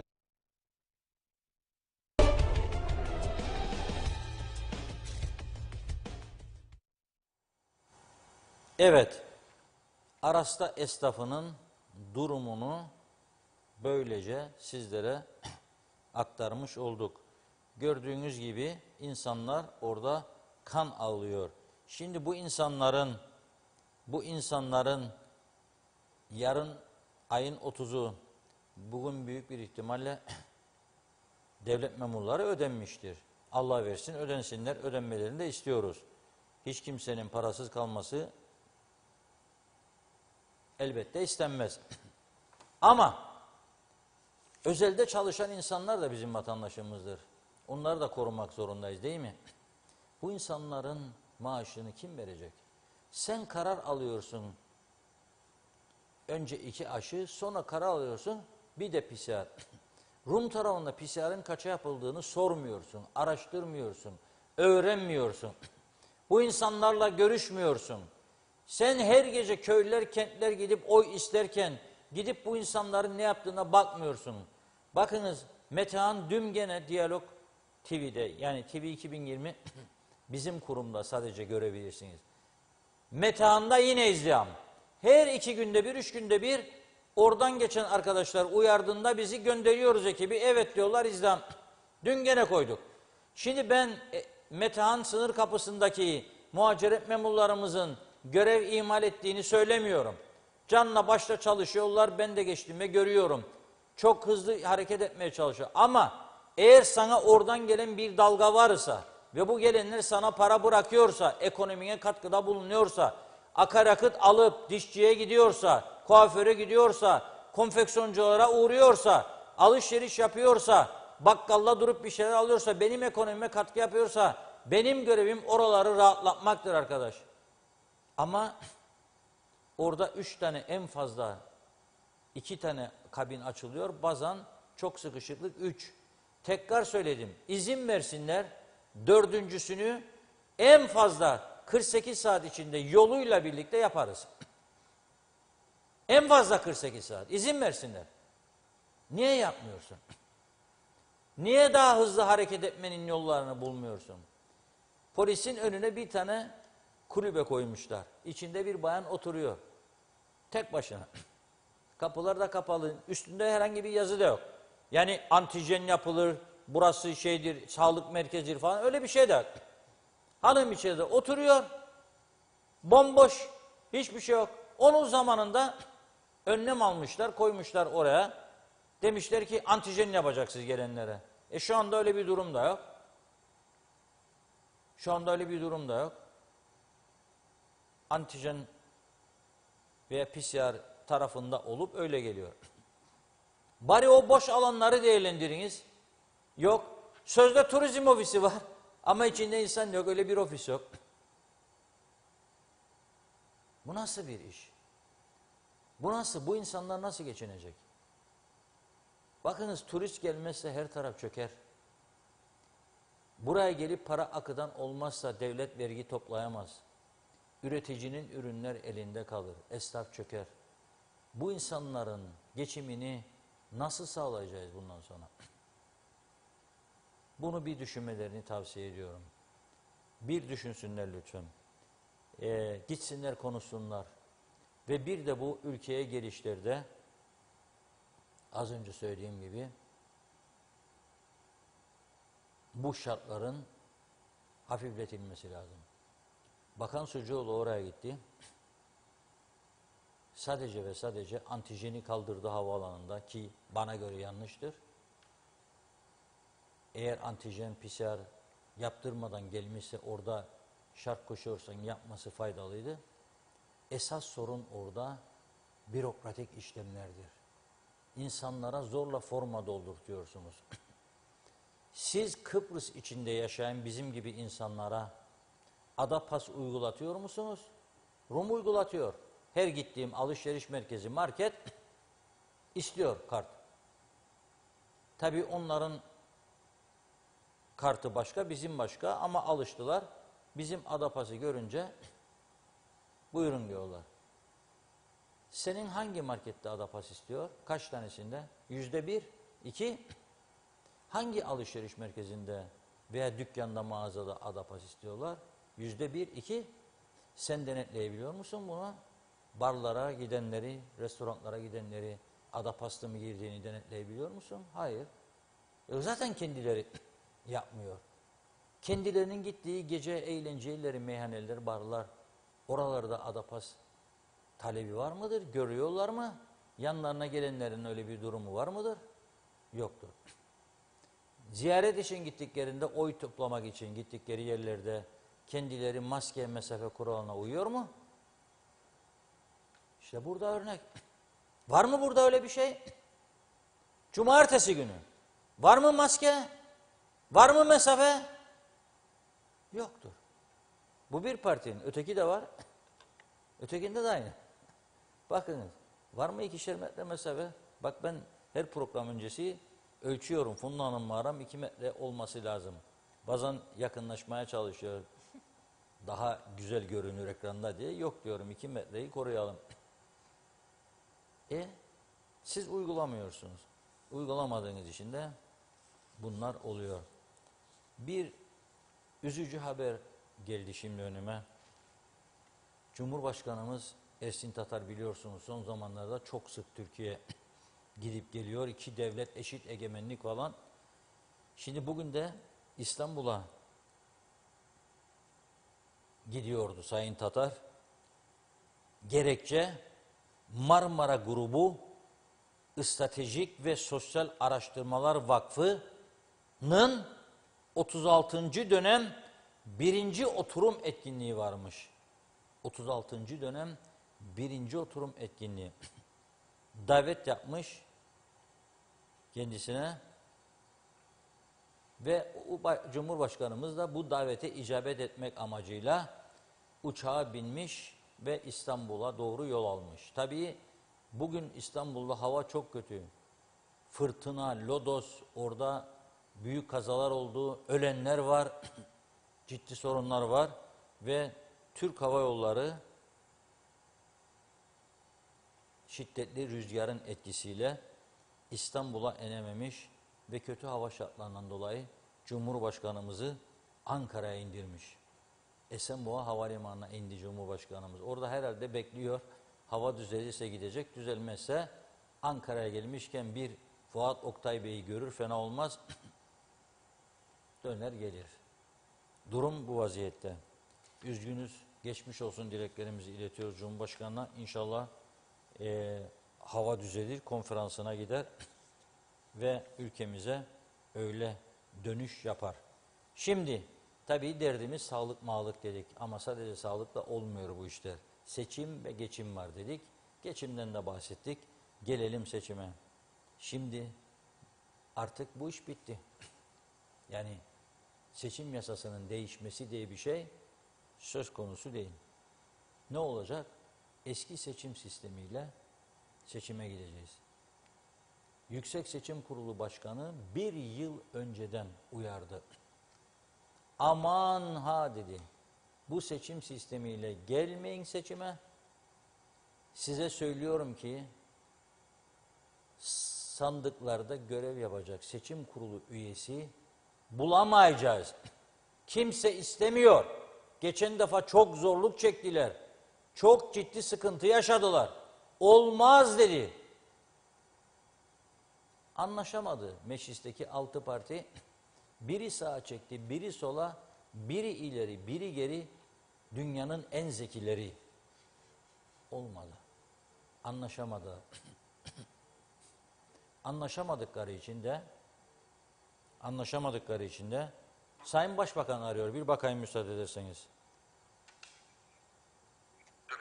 Buyurun Sayın Başbakanım. Canlı yayındayım şu anda.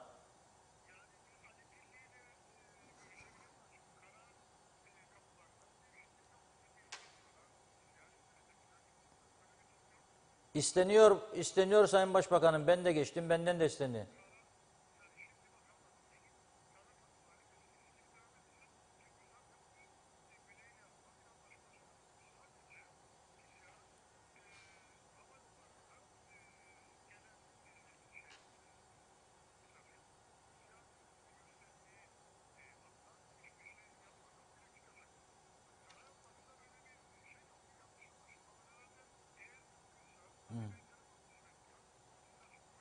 Peki.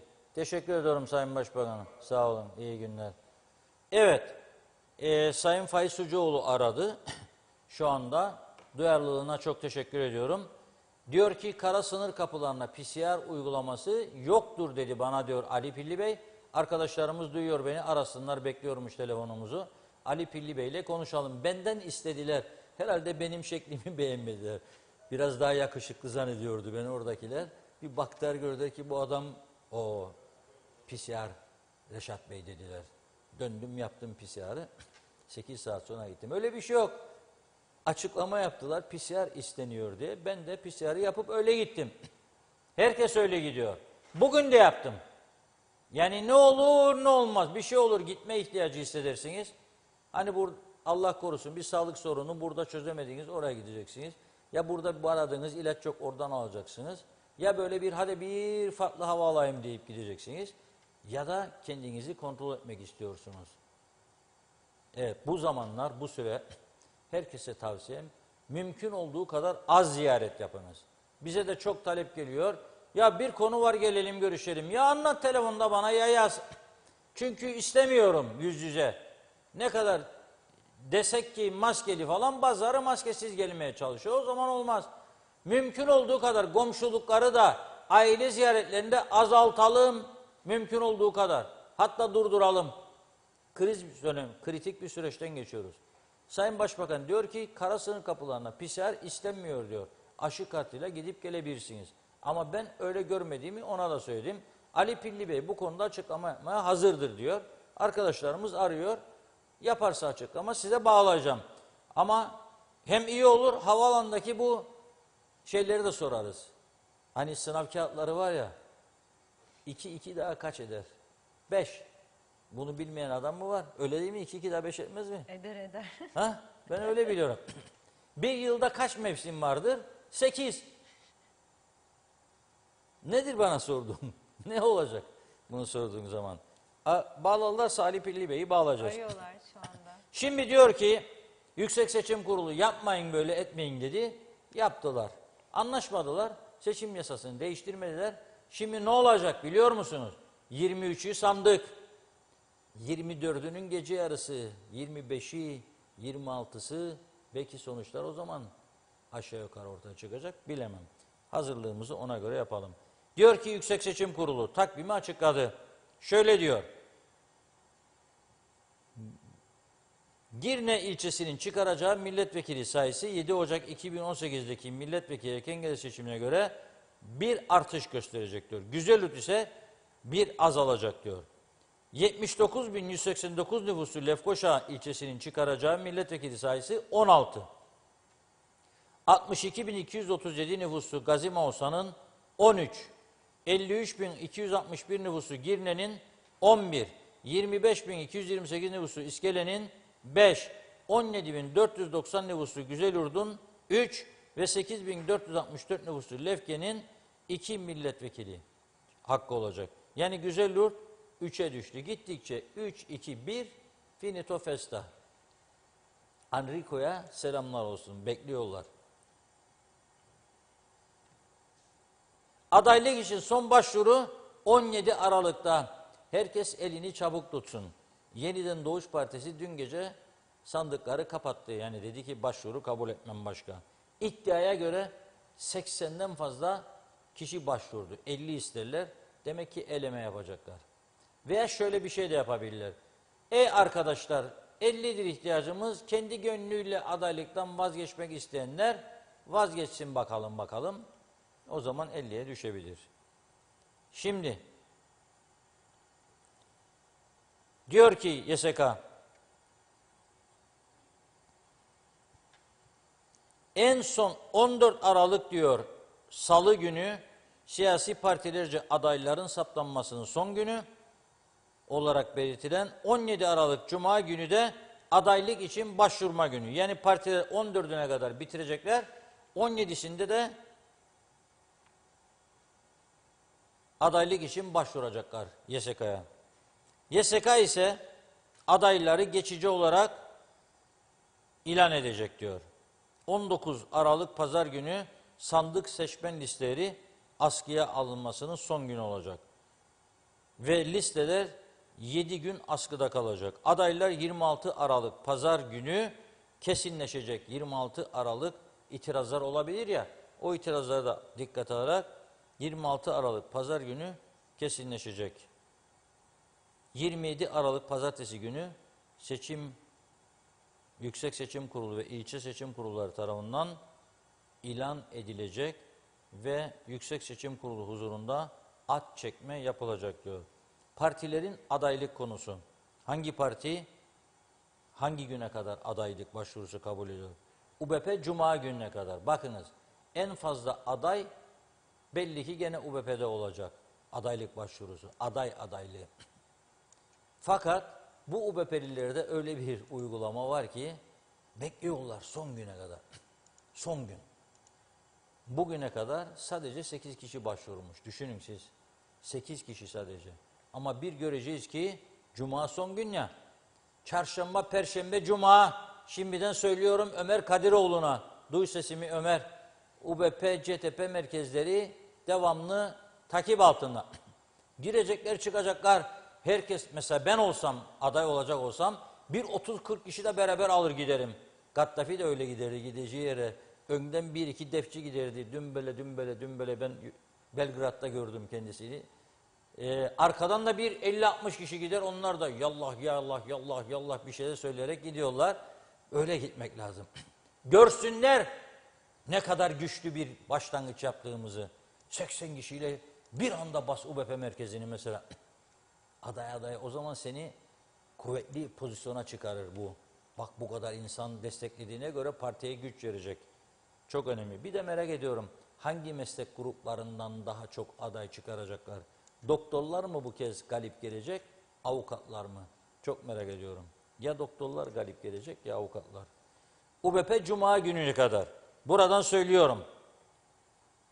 CTP bu gece daha kontenjan sayısını belirleyecekmiş. Adaylık başvurusunu başlattı biliyorsunuz. Benim bildiğim 4 Aralık'a kadar da kabul edilecek. Halkın Partisi'nde bugün başladı.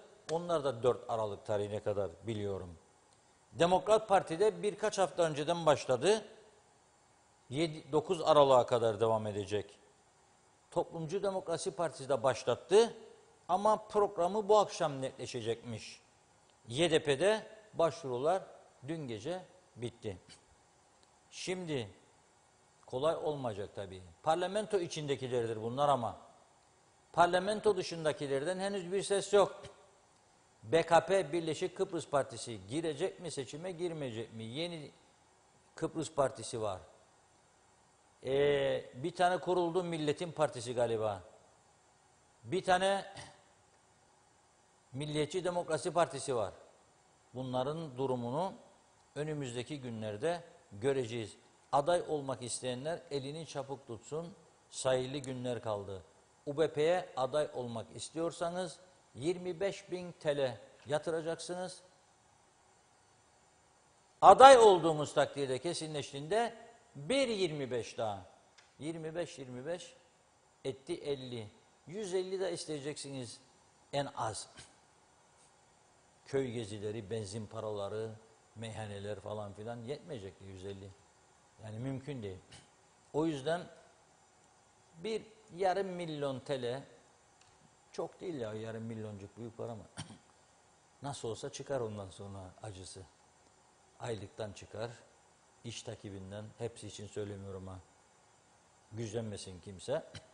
Ama iş takipçiliği yapanlar oldu biliyorsunuz. Bakan düzeyinde de, başbakan düzeyinde de yaşadık bunları. Evet, Sağlık Bakanımız şu anda hattımızda. Ali Bey merhabalar, hoş geldiniz yayınımıza. Hoş bulduk, merhaba. İyi yayınlar. Sayın Bakanım. Merhaba. Ali Bey. Merhaba Reşat Bey. Ses yok arkadaşlar, duymuyoruz. Sesim Odadan geliyor mı mu? ses kısık? Sesim geliyor mu? Bizden mi ses kısık? Sesim geliyor mu? Ali Bey. Sesim geliyor mu? Alo? Sesiniz gelmiyor Sayın Bakanım. Sesim geliyor. Arkadaşlar bizde mi sorun, Ali Bey'de mi? Evet, uğraşıyorlar şu anda ama öyle.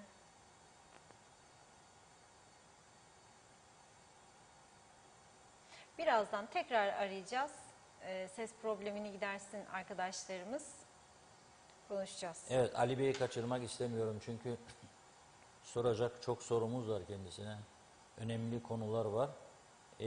Bulmuşken fırsat bu fırsat soralım sorularımızı. Çünkü vatandaş da merak ediyor. Mesela aşı merkezleri 11'de bazıları diyormuş ki aşı yok, kalmadı. Bu nasıl olacak? İlaç isteyenler var. Bu ilaçlar ne zaman gelecek? Eksik ilaçlar var. Hala da birçok ilacın bulunmadığı söyleniyor. Onların cevabını Sayın Pilli'den almak durumundayız.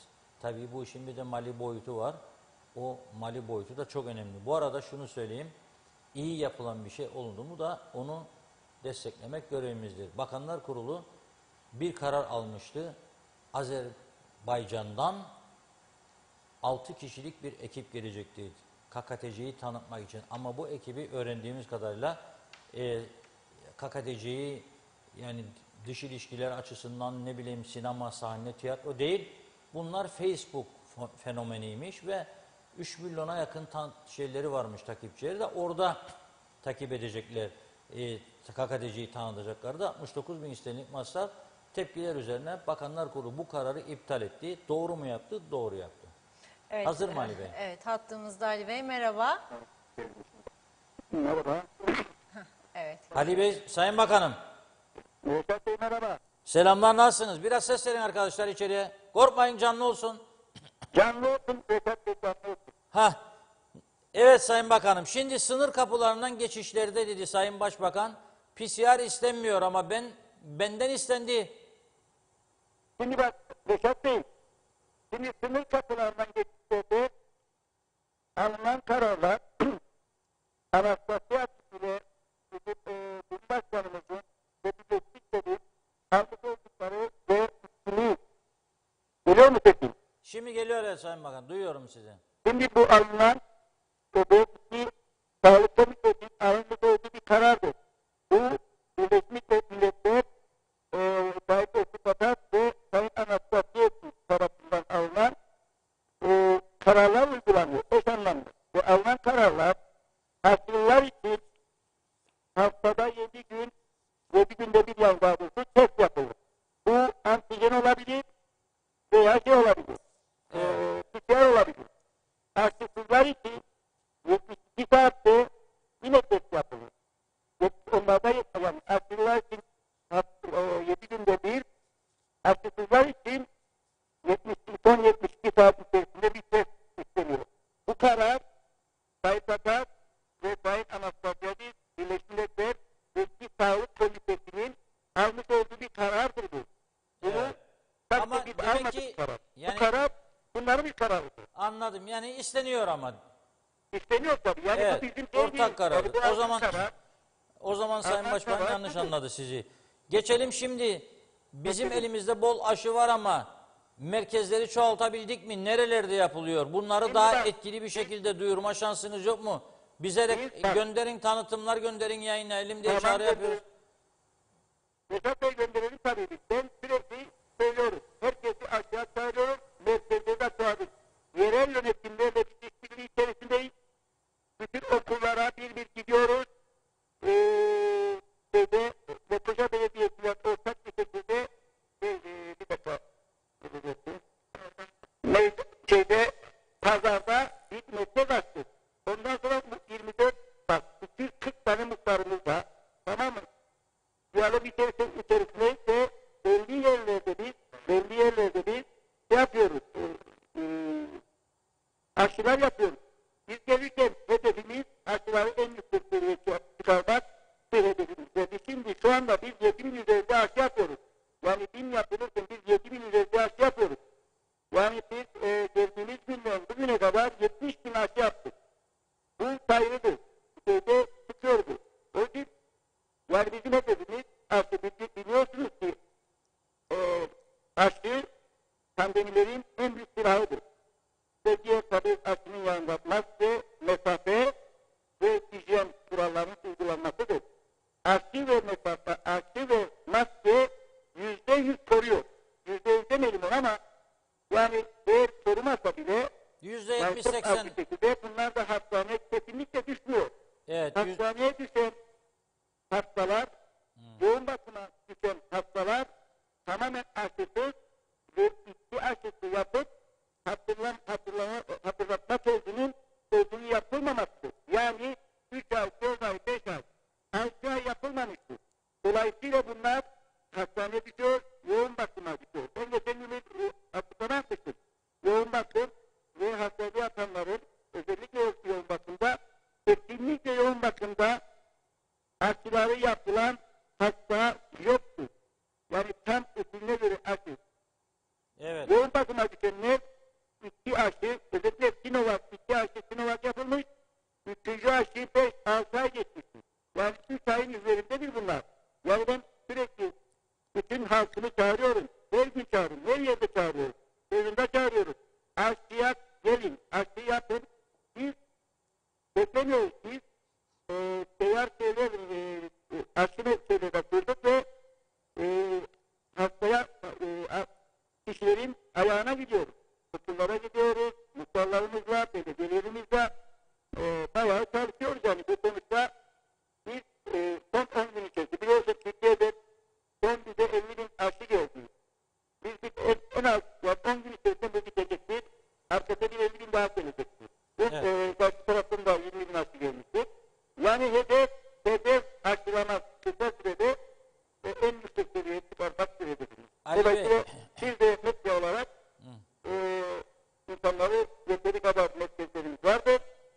Bu merkezlere ama ben memnunum insanlarından çünkü gerçekten aşıya geliyorlar. Büyük bir rağbet vardır. Bugün sanırım bugün 7.500 civarında bir aşı yapıldı. Evet. Ali Bey, şimdi Sayın Bakan, okullarda bulaş artıyor. Hala da aşısız öğretmenler var. %2 derler, %5 diyen var, 6 diyen var ama 5 de olsa risktir. Devlet dairelerinde hala aşısız insanlar var. Bunlar için bir önlem düşünüyor musunuz? Önümüzdeki günlerde zaten belli şeyler vardır ama önümüzdeki günlerde bazı tedbirler alınacaktır. Dolayısıyla aşısız ve bazı hatta gerçekten aşı yapamaz. Alerjik durumları olanlar var. Onlarla ilgili aşı kartları çıkacak. Aşısız, aşı istemeyenler ve aşılılar. Yani sarı kart, kırmızı kart ve yeşil kart. Yani bizim hedefimiz insanları bu da çok azdır yani ama onlar da yaptırması gerekmektedir. Yapmayanlar için de belli önlemler alınacaktır. Zaten dünya biliyorsun, siz de takip ediyorsunuz. Dünyada bu aşı yaptırmayanlarla ilgili çeşitli önlemler alıyorlar. Biz de aynı şekilde çeşitli önlemler alacağız. Yani katı önlemler alacağız.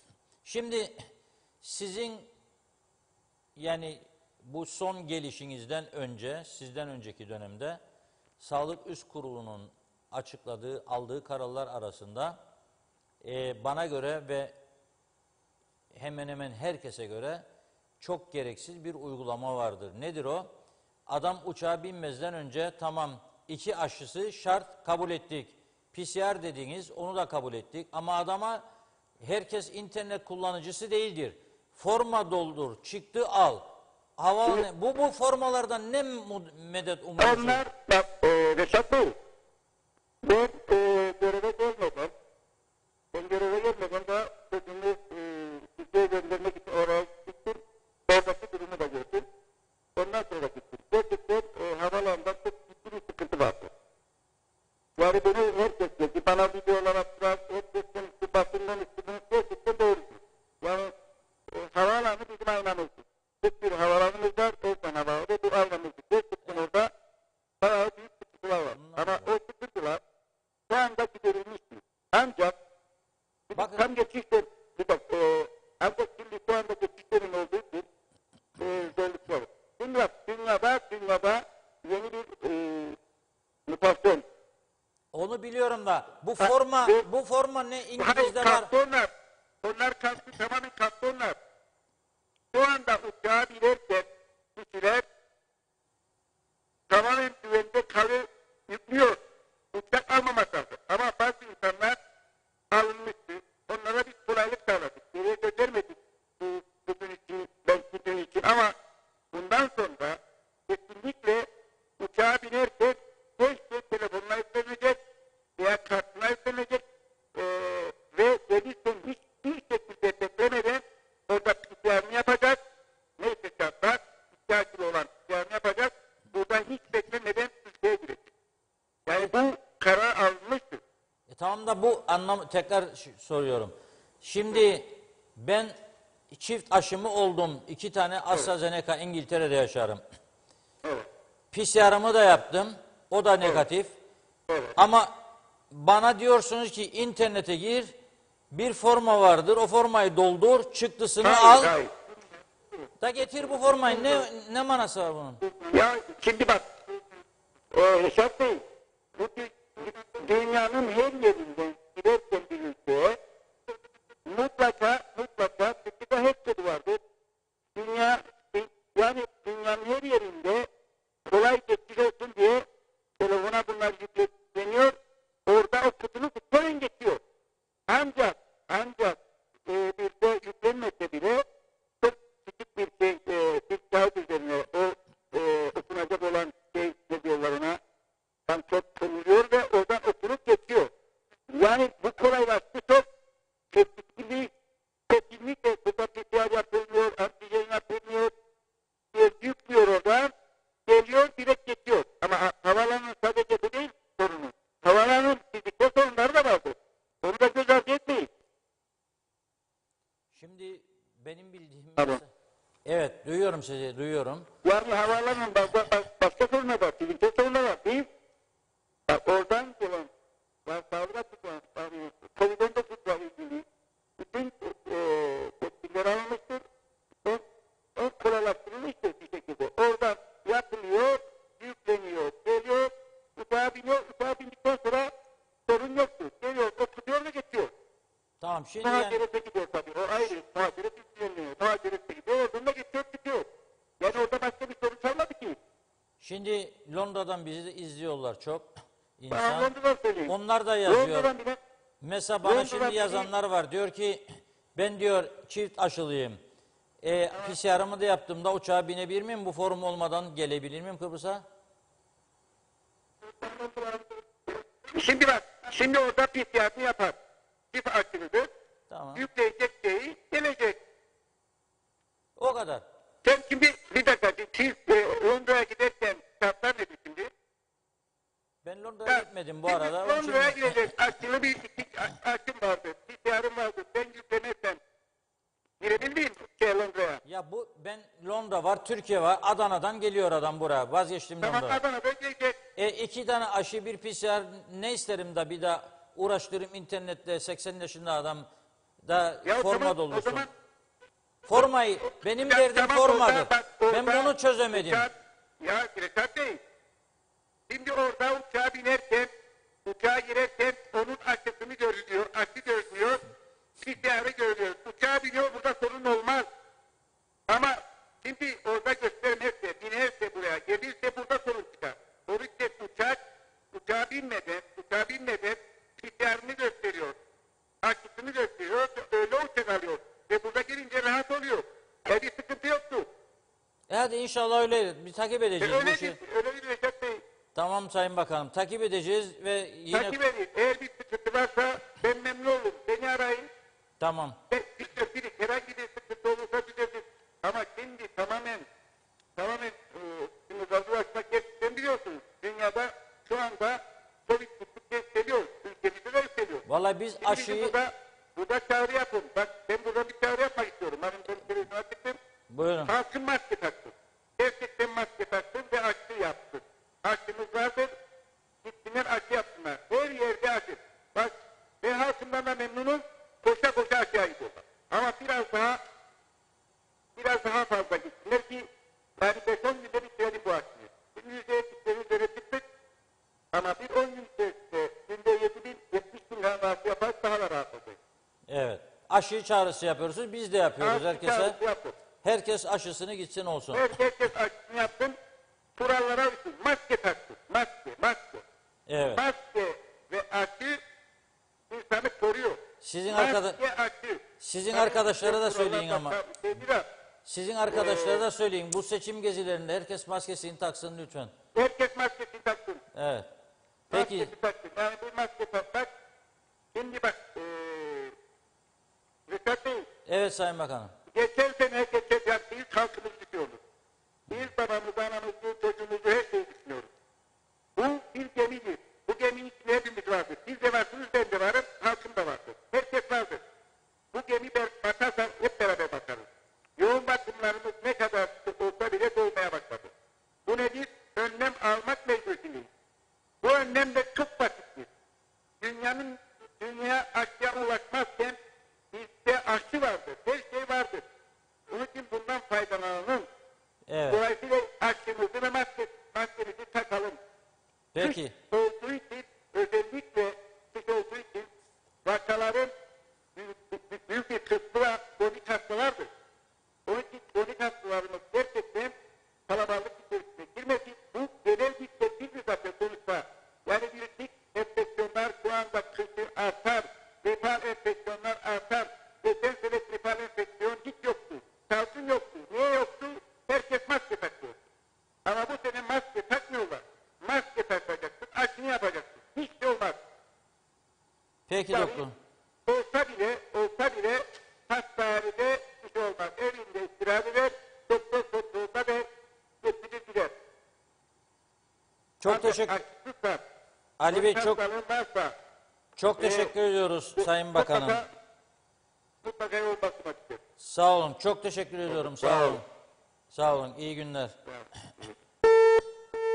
Evet. Özür diliyorum. Çok mesaj geldi. Sesler iyi değildi diye. Gerçekten ben de anlamakta zorlandım. Bir izleyicimiz yazdı, söylediklerini anladıysam Arap olayım diye. Ben de yara Arap olayım. Hepsini anlamadım ben de. Sesler maalesef net gelmiyordu. Bizden mi kaynaklanıyor yayından yoksa hatlardan bilmiyorum ama gerçekten sesler iyi gelmiyordu. Anlayabildiklerimizi anlattık. Sayın Ali Pilli Bey aşı çağrısı yapıyor. Elimizde yeterli miktarda aşı vardır. Herkes lütfen aşısını olsun diyor. Kendisine teşekkür ediyoruz.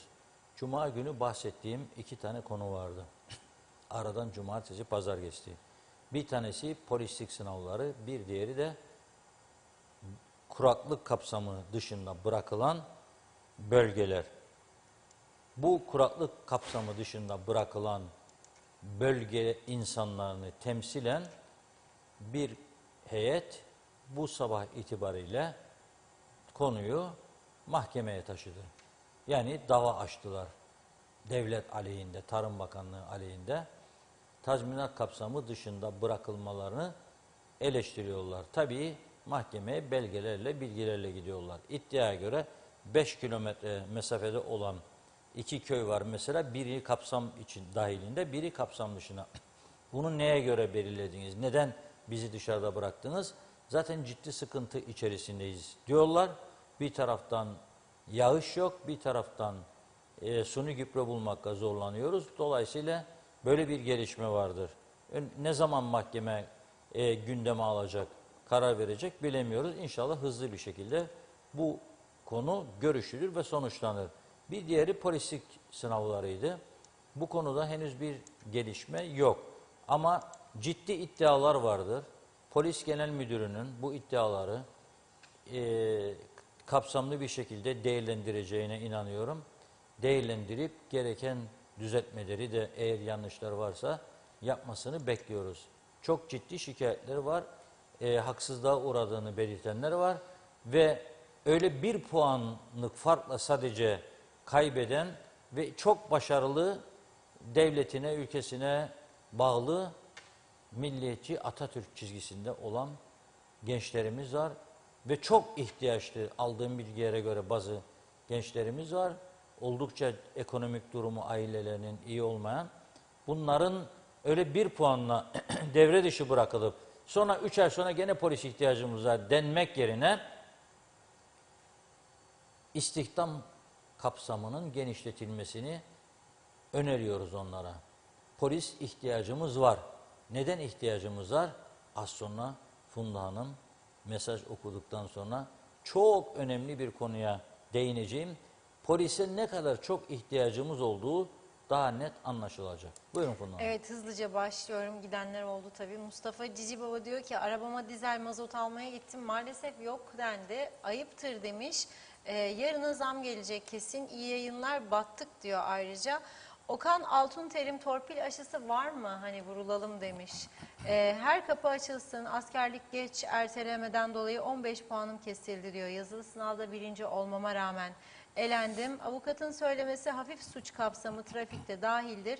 Trafik suçlarımı da yazıp tüm puanlarımı silmezlerse demiş, adam değiller. Eğer askerlik erteleme bir sıkıntı yarattıysa memleketimize bedelli askerlik yapılan kişiler bugün listelerde. Vedat Özkan, hükümetiniz ekmeklik undan, meyve sebzeden çok az gümrük vergisi alsa siz de bu ürünleri ucuza yersiniz. Bizde ekmeğin KDV'si %1'dir demiş. İnşallah hükümet bu konuya el atar. Mehmet Uluçaylı, dünya bu yeni varyant için önlem alıyor, kuralları sıkılaştırıyor. Biz bu kadar açık göz müyüz ki kuralları gevşetelim. Esnaf fiyatlarını ucuzlasın ki Türk halkı da alışveriş yapabilsin demiş. Belgin Rıfat, turizm zaten çöktü, başka baksalar da bari yılbaşı Christmas tatilinde birkaç kişi gelseydi diyor. Hasan Nihat Erduran, cep telefonu QR kodu okur. Bunu bile yapamayan dükkanlar varsa şaşarım. Nasıl para kazanırlar bu dükkanlar? Esnaf demiş. Evet. Belgin Rıfat, yakında 6 ay kınasına, hatta diş buğdayına da gidecek dedi. Yanılmıyorsam Cumhurbaşkanı'nı eleştiriyor. Mehmet İnancı da Sayın Tatar da diyor gitmeyi çok seviyor demiş. Ömer Bozkara vezirler de o konuyla ilgili bu muydu üzücü haber diye gülücük koydu. Yılmaz Nasipoğlu, Sağlık Bakanlığı elinde herhangi bir istatistik yapıldı mı diyor. Bu bulaşın en çok hangi sektörden yayıldığına dair demiş. Evet, Hasan Nihat Erduran, seçim mesai içinde yapılmalı, ek mesai külfeti de olmadan. Doğrusu bu olmaz mı? Devir tasarruf devri yazmış. Evet, Selahattin Çilingir, Kral Reşat Bey diyor. Hatice Yorgozlu da Efkaf müdürü de bağlansın, esnafa müjde verseydi keşke demiş. Evet, Sibel Çamlı daha dün geçenlerde iki tarafta sordu diyor PCR testleriyle ilgili. Arada karşılıklı cevaplar da var, ayırıyorum. Ferda Küçük, Türkiye'den gelişlerde PCR kaldırılmalı, kişi başı 250 TL istiyorlar, uçak bileti kadar para. Seher Altunterim, polislerimiz bile mülakatta elenen yüksek puanlara şaşırdılar. Olur da bu kadarı olmaz derler demiş. Ferda Küçük, aşılılardan istenmesin bari demiş. Aşı dediler, 2 yetmedi 3 de olduk diyor. Nikos Bülent Antonio, evet yine mi seçim olacak? Başka işleri yok mu bunların? Alem gider Mersin'e, bunlar gider tersine. Hiç sandıkları kaldırmasınlar. Herhalde ayda bir seçim olur artık, saygılar dedi. Okan Altunterim de yaptıkları sınavda torpillileri seçimlerde oylarını versinler demiş. Yaptıkları hellim ekmek süt olarak geri dönecek onlara, merak etmesinler diyor. Erol Revan, 2 saat önce güzel yurtta bir Rum arkadaşla birlikteydim. PCR olmadan giriş yapamadıklarını belirtmişler. Saygılarımla dedi. Necdet Mavi Gözlü, yarın sizi izlemek için yine burada olmak ve sizlerle buluşmak umuduyla hayırlı akşamlar diliyor. Teşekkür ediyoruz. Gülsen Amber, dün gece 10.30'da ansızın evinin orada çok şiddetli bir patlama sesiyle irkilmiş. Tüp gaz zannettim, korktum diyor. Kapıyı açtım, dışarıdan mı geldi diye baktım. Mahalle halkı sokağa dökülmüştü. Kaldırımın üzerinde patlamış bir pet şişe, içerisinden akan bazı kalıntılar gördük. Polis geldi, inceledi. Korkmayın, çocuk işidir dedi. Öyle patlatırlar ve oyun yaparlar. Pes doğrusu demiş. Bütün mahalle halkı korktuk. Gerçekten diyor, ne günlere kaldık. Gidişatımız hiç iyi değil. Yazık, her geçen gün ülkemiz yaşanmaz hale geldi demiş. Sabiha Alioğlu da iyi akşamlar. Nasıl olur? Bugün saat sabah 8'de numara bitti dediler. Yarına kaldık. Akdoğan Sağlık Ocağı'nda olmuş. Salih Boran, kısa net mesaj. Aşı ol, sakin ol diyor. Evet, Hasan Nihat Erduran, Mehmetçik Yeni Diş Ünitesi kuruldu. Çok memnun oldum. Tebrikler. Osman Çavuş da ilgilendi. Bir de sağlık ocağı asfaltı yapılırsa çok nefis olacak diyor. Uğurkan burada. Bugün bir şey geldi başıma. Hamitköy ışıklarında, arkası açık Van'da büyük bir çivili tahta herhalde, bağlı değildi diyor. Önüme düştü, kazayı önledim demiş. Aman dikkatli. Evet, Orçun Akçınar, ilaç yok, neyin bakanlığını yapıyorsunuz demiş. Evet, Zafer Akbaş'ta Sağlık Bakanı diyor ki aşı olmayan kamu çalışanı için kart çıkaracak.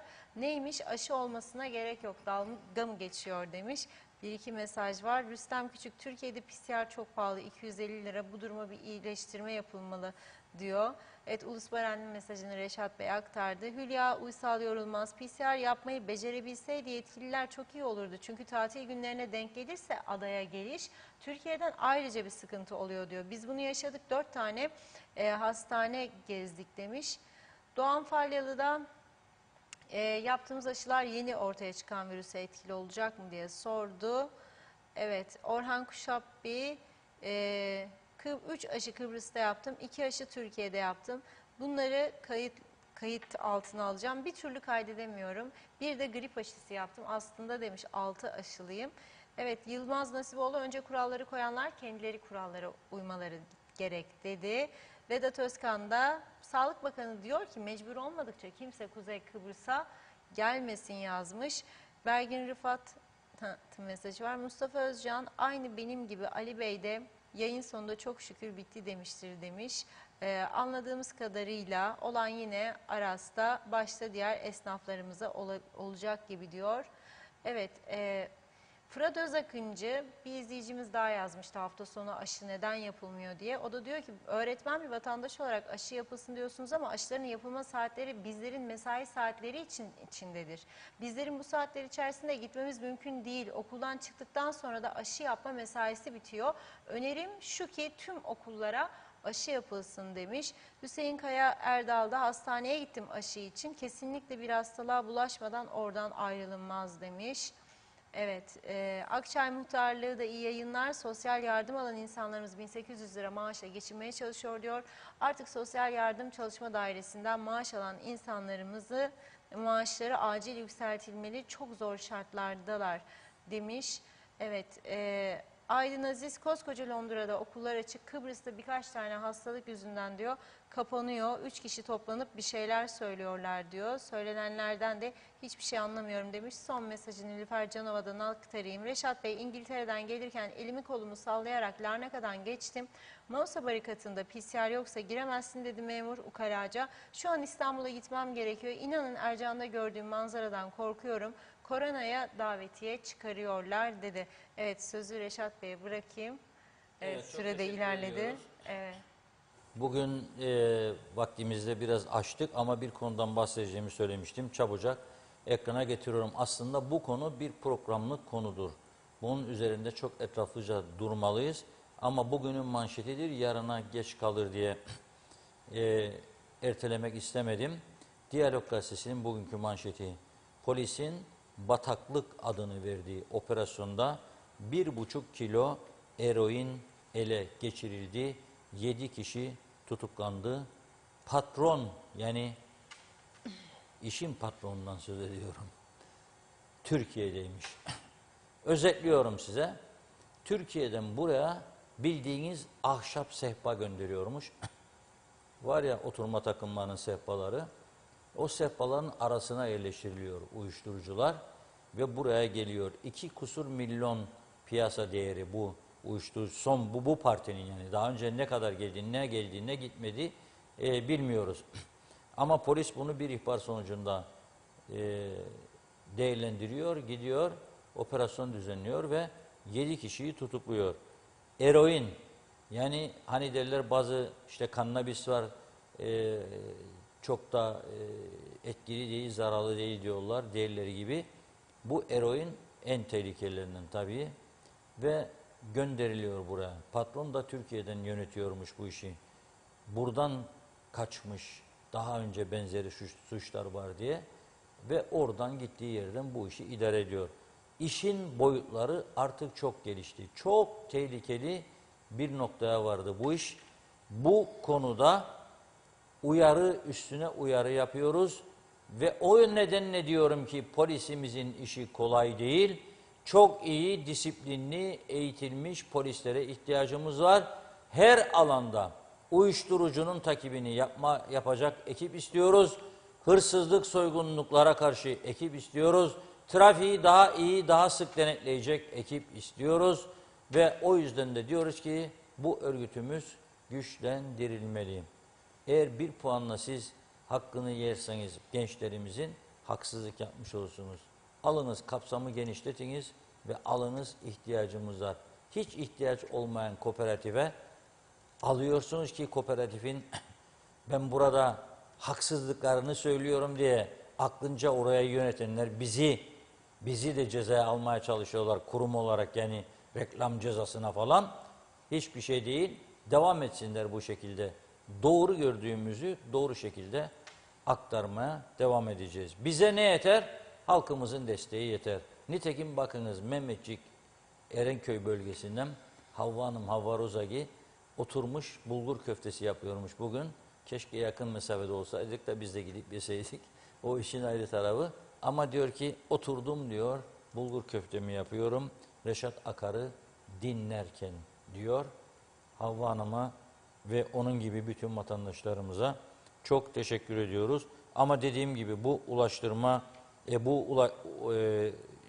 uyuşturucu vakaları gerçekten son derece önemli, üzerinde durmalıyız. Son dakika haberini vereyim. Funda Hanım bakıyor çünkü biraz sonra haberlere çıkacak ya. Yandım diyor. 15 dakika sonra haber bülteni var. Ama işini kolaylaştırayım. Ana haber bültenimize hoş geldiniz. Sağlık Bakanlığı bugünkü vaka sayılarını açıkladı. 26.254 test yapılmış, 196'sı yerel, 241 pozitif vakaya rastlanmış. Çok şükür cumartesi pazara göre daha az. İnşallah gittikçe aşağı düşer. 265 kişi de taburcu edilmiş. Aldın mı görevi bir kısmını? Süper yaptınız Evet, Reşat teşekkür Bey. ediyorum çok sağ olun. Ve tamamlıyoruz. Ağzınıza sağlık. Sağ olun. Çok teşekkürler. Sevgili izleyenlerimiz, bugünlük gündem özel programımızı burada noktalıyoruz. Yeniden görüşünceye dek hoşçakalın.